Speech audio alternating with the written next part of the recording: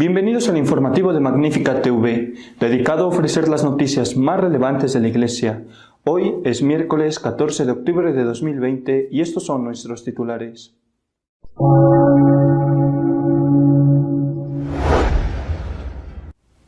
Ha sido beatificado en Asís Carlos Acutis, el adolescente muerto de leucemia a los 15 años, que vivió con un intenso amor a la Eucaristía.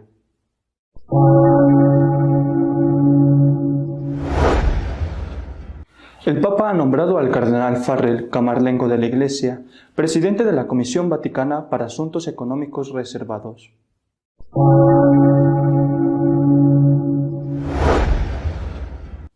El aspirante demócrata a la Casa Blanca, Biden, ha prometido que hará del aborto un derecho.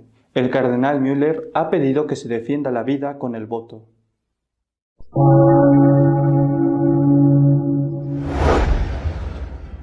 Los obispos franceses han llamado a la movilización contra la nueva ley de bioética que quiere aprobar el gobierno de su país.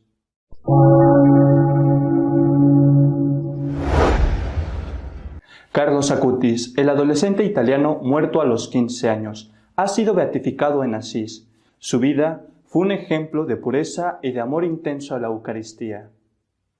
3.000 personas asistieron el sábado 10 de octubre en Asís a la beatificación de Carlos Acutis, un joven de apenas 15 años que se ha convertido en un modelo de santidad para los jóvenes del siglo XXI.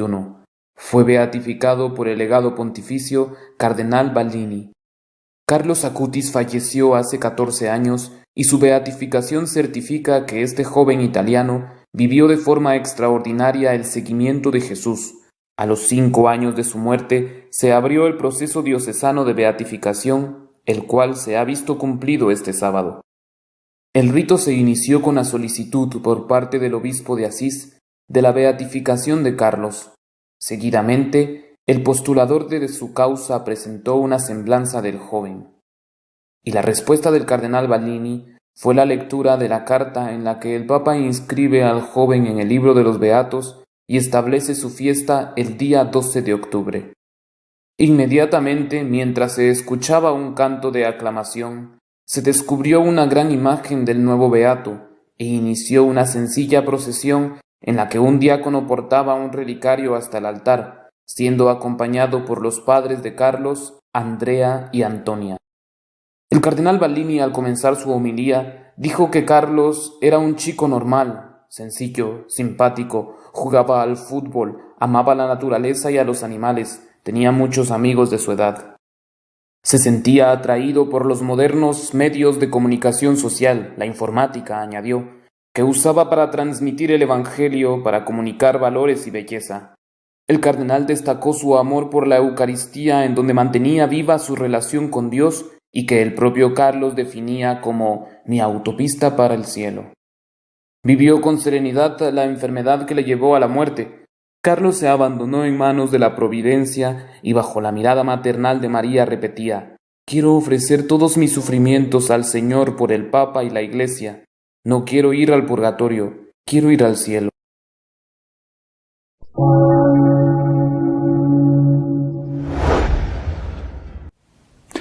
El Papa nombró al cardenal Farrell presidente de un comité para monitorizar las decisiones financieras internas del Vaticano que sean consideradas reservadas.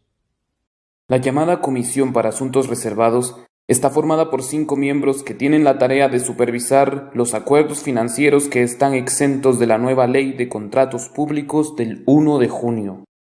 Además del cardenal Farrell, prefecto del Dicasterio para los Laicos, la Familia y la Vida, y camarlengo de la Iglesia, el pontífice nombró al arzobispo Filippo Ioannone, presidente del Consejo Pontificio para los Textos Legislativos, como secretario de la comisión. Los miembros nombrados fueron el obispo Nunzio Galantino, presidente de la Administración del Patrimonio de la Santa Sede, el jesuita padre Juan Guerrero, prefecto de la Secretaría de Economía, y el obispo Fernando Verges, secretario general de la Gobernación del Estado de la Ciudad del Vaticano. El secretario de Estado del Vaticano, cardenal Parolin, era miembro de esta comisión y ahora, por decisión del Papa, ha sido excluido de la misma.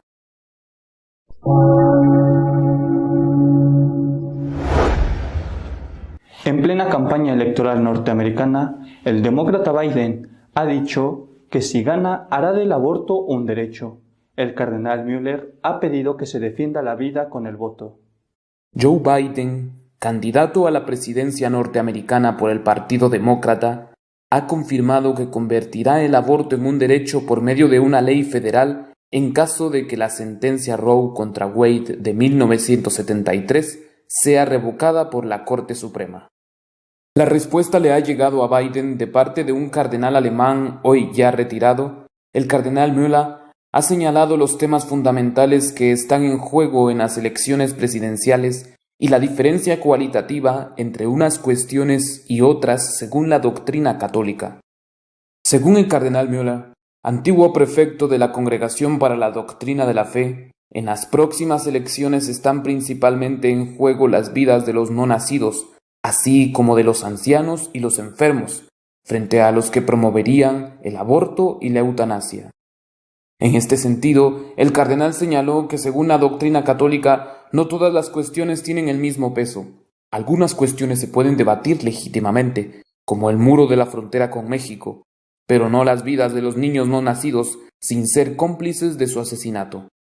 Para el cardenal, hay que evaluar fundamentalmente a los candidatos según si están dispuestos a defender los derechos humanos, empezando por el derecho a la vida, de modo que un candidato que no se oponga claramente al aborto y a la eutanasia no puede ser elegido por una persona que crea en Dios y especialmente por un católico.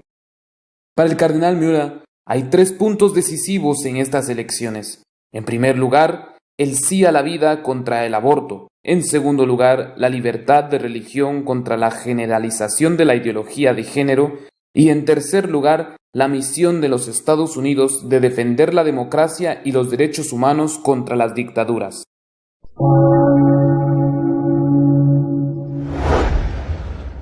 Los obispos de Francia han pedido a los católicos que salgan a la calle a protestar contra la nueva ley de bioética que quiere aprobar el gobierno. La Conferencia Episcopal Francesa ha instado a los católicos a que se unan a las protestas contra la ley de bioética que liberalizaría el aborto y la investigación con embriones y permitiría la fecundación in vitro para las lesbianas y las madres solteras. Los obispos franceses han expresado desde hace tiempo su preocupación por la ley, de la que se espera que impulsará una legislación similar en otros países.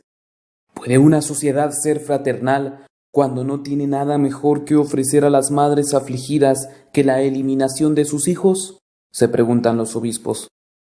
La ley autorizaría los hermanos salvadores o embriones creados para el tratamiento con células madre de niños enfermos ya nacidos. También permitirá la maternidad compartida, en la que el óvulo de una mujer se coloca en el útero de otra.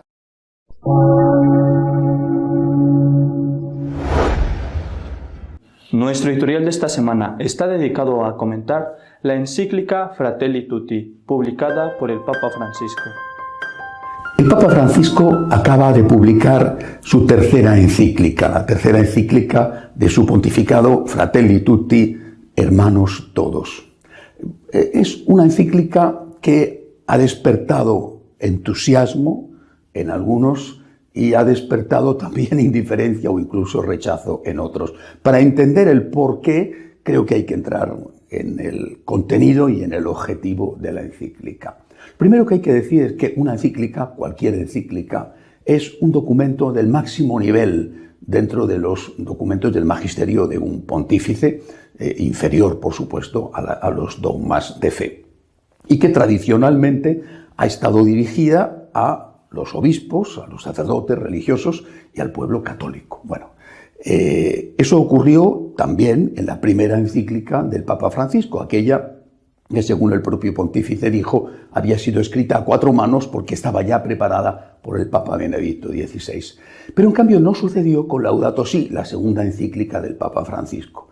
En esta, Fratelli Tutti, de nuevo, no se indica a quién va dirigida la encíclica, pero de una forma aún más explícita y más clara que el Laudato Si, en el artículo 6 de la encíclica, se dice que va dirigida a los hombres de buena voluntad, a todos. y que, aunque el Papa dice que la escribe desde sus convicciones cristianas, no dice ni siquiera desde su fe católica, sino desde sus convicciones cristianas, quiere argumentar de tal manera que lo que él propone, la fraternidad universal, sea algo válido y aceptable por todos. Este intento, me parece a mí, es un intento que viene a dar nueva vida a algo que me parece fundamental, pero que estaba ya cada vez más en desuso, que es la ética natural, la ley moral natural. Viene, me parece a mí, repito, no sé si este es el objetivo del Papa, por supuesto, pero viene a decir, si no nos ponemos de acuerdo todos los seres humanos, en que tiene que haber unas leyes morales que ningún parlamento, ningún gobierno, nadie pueda derogar, no es posible la convivencia. Somos muy distintos, no solamente porque unos creen en una cosa y otros en otra y otros en nada, sino porque al final lo que priman son los intereses del motivo, del tipo que sean nacionales o económicos o políticos. Tenemos que ponernos de acuerdo en unas reglas de comportamiento básicas que a todos nos afecten. Un creyente dirá que esas reglas de comportamiento, esa ley moral natural, está inscrita en el ADN del hombre por el creador, por aquel que le ha creado. Bueno, el no creyente dirá simplemente que hay unos principios básicos que están de verdad funcionando o deberían de funcionar y regir el comportamiento de cualquier persona. Me parece a mí que este es el objetivo, repito, de la encíclica, y que por eso el Papa renuncia a los argumentos de peso teológico, de peso bíblico, a citar la tradición de una manera argumentativa, y eso a algunos les puede decepcionar, resultar a muy poco, siendo como es una encíclica que va, aunque sea en este caso dirigida a todos, pero que va dirigida o debería ir dirigida sobre todo a los que tienen la obligación de acogerla y escucharla, que son los católicos. Es un riesgo porque el Papa puede de alguna manera no contentar a los suyos y puede resultar indiferente a los demás. Para un musulmán o para un ateo, lo que pueda decir el Papa, por lo menos en muchísimos casos, no les importa en absoluto. Para un católico, esta encíclica puede resultarle, insisto, pobre en cuanto a su argumentación. A mí me parece que tiene un valor, aunque el resultado de la misma, los efectos de la misma, quizá tarden tiempo en producirse. Poniendo un ejemplo, es como si alguien estuviera rechazando el aborto, condenando el aborto, y dijera el aborto no se debe de aprobar o no se debe de practicar porque la biología nos dice que allí en el vientre de la mamá hay ya un ser humano. Y no añadiera, y porque hay unos mandamientos que nos lo prohíben. El quinto mandamiento de la ley de Dios nos prohíbe matar. Bueno, nos fijamos solamente en ese aspecto biológico y no hacemos referencia a la motivación religiosa. Dijéramos, no se debe de matar a nadie porque no es de seres humanos matar a nadie, sobre todo matar a un inocente, y no porque dijéramos, y además porque el quinto mandamiento nos prohíbe matar al prójimo. Bueno, creo que este es el objetivo de la encíclica, repito, y es una de las causas por las cuales algunos la experimentan, la han entendido, la han leído como muy poco motivadora. Pero eso no significa que no haya despertado entusiasmos. Por ejemplo, entre los masones están encantados con la encíclica. Con razón o sin ella, eso no me siento con la autoridad para decirlo, con razón o sin ella, los masones opinan que la encíclica viene a darles la razón a ellos y que es una aproximación a sus tesis de fraternidad universal sin creador, que son las tesis, dicen ellos, de la masonería. Mientras que en el caso de San Francisco, efectivamente, habla del hermano Sol y la hermana Luna, de la fraternidad universal. Pero, ¿por qué lo dice San Francisco de forma explícita? Porque hay un creador.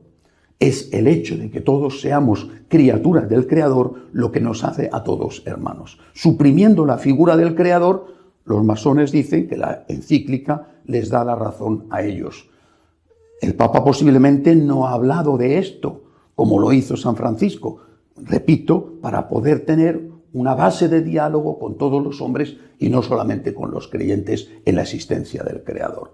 Otros que han estado entusiasmados y que lo han manifestado de una manera muy elogiosa, han sido los socialistas y los comunistas. En el capítulo 5 de la encíclica, posiblemente el más polémico, se hace una condena explícita del populismo y del liberalismo o neoliberalismo ideológico y económico. Los socialistas y los comunistas se han visto de esa manera apoyados en su ideología. No porque ese capítulo diga algo a favor de ellos, sino simplemente porque critica, y además lo hace con dureza, a sus contrarios. Esto, lógicamente, a otros les ha sentado muy mal. No existe Venezuela, no existe Cuba, no existe Nicaragua, no existe China. Es decir, no existe lo que allí está ocurriendo, solamente existe lo que está ocurriendo en aquellos países donde el populismo y el liberalismo está causando estragos. Creo yo que esta es otra de las causas por las cuales la encíclica ha sido aplaudidísima por socialistas y comunistas y rechazada o ignorada o silenciada por los otros, porque consideran que se hace una crítica dura de unos y no se hace una crítica de los otros. No porque se les apoye, insisto, sino simplemente porque no se habla de ellos, lo cual ellos se encargan de interpretar como si fuera una aprobación de las tesis, incluso de las más radicales, y también cuando son llevadas a la práctica y generando tantos muertos y tanto desastre como está pasando en esos países que he citado. Una cosa y la otra hacen que cosas que aparecen, sobre todo en los 3 últimos capítulos del documento, pasen desapercibidas. Hay frases allí que de verdad son piedras sillares, piedras fundamentales para la construcción de esta ética global, de esta ética natural, en la cual los hombres se han basado durante generaciones, pero que en las últimas décadas estaba siendo cada vez más dejada de lado. Voy a leer algunas de estas frases, algunas de ellas, porque hay muchas y merece la pena leerse estos 3 últimos capítulos. Por ejemplo, dice: el relativismo no es la solución. Número 206 del documento.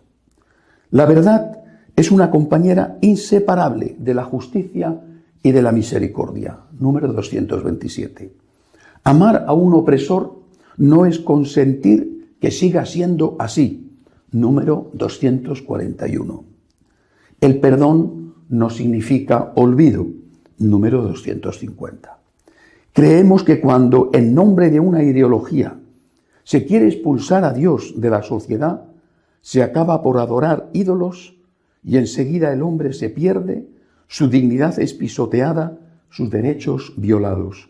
Ustedes saben bien a qué atrocidades puede conducir la privación de la libertad de conciencia y de la libertad religiosa, y cómo esta herida deja a la humanidad radicalmente empobrecida, privada de esperanza y de ideales. Número 274.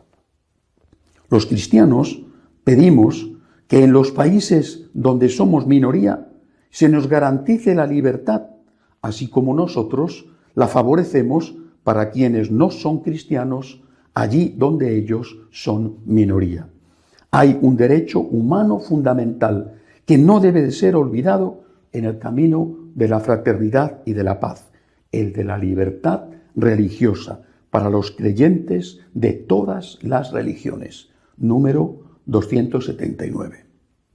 A veces, la violencia fundamentalista en algunos grupos de cualquier religión es desatada por la imprudencia de sus líderes. Número 284. Hay cosas muy buenas en esta encíclica, de verdad. Y es una lástima que otros aspectos de la misma hayan generado polémica, porque al final lo que los medios de comunicación, los pocos medios de comunicación que han recogido la encíclica con un mínimo de detalle, al final se han fijado en las cuestiones políticas, en la crítica a, llamémoslo así, la derecha política y en el silencio que ha sido atribuido como un apoyo a la izquierda política, incluso a la izquierda más radical, anticlerical, antirreligiosa. El Papa ha intentado, me parece a mí, poner de nuevo las bases de una ética global, de una ética moral natural. Si los que no son católicos van a acoger este mensaje o no les dice nada porque procede de alguien que para ellos no es ninguna autoridad moral, si los que sí somos católicos acogemos este mensaje viendo todo lo positivo que tiene porque procede del Papa y es una encíclica, eso creo yo que el tiempo lo tiene que decir. Todos estamos sujetos al juicio de la historia, todos. También los papas, pero también nosotros. Y para los católicos, además, todos estamos sujetos al juicio de Dios. Es algo que ninguno de nosotros debe de olvidar. Es algo, además, que hay que tener en cuenta al leer esta encíclica para fijarse en lo positivo, fijarse en las muchas cosas buenas que contiene. Hasta la semana que viene, si Dios quiere.